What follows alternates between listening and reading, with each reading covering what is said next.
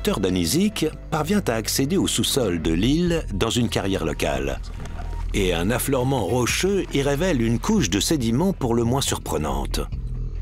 Ce sont des sédiments formés dans un lac. Là, on est probablement à 400 mètres au-dessus du niveau actuel du lac. On peut le voir là-bas. Or, ces sédiments se sont formés sous l'eau. Donc, ça n'a pas de sens.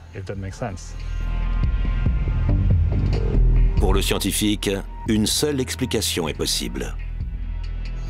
La réponse, c'est que l'île de Samosir est un immense bloc qui se trouvait sous l'eau, puis a été soulevé par le magma restant dans une chambre magmatique.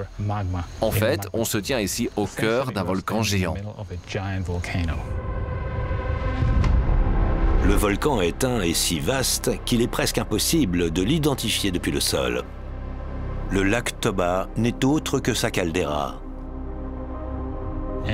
Il y a environ 74 000 ans, ce volcan est entré en éruption de façon gigantesque. On appelle ça une super éruption. Toba a explosé lors d'une éruption cataclysmique, libérant du gaz, des cendres et du magma à une échelle sans précédent.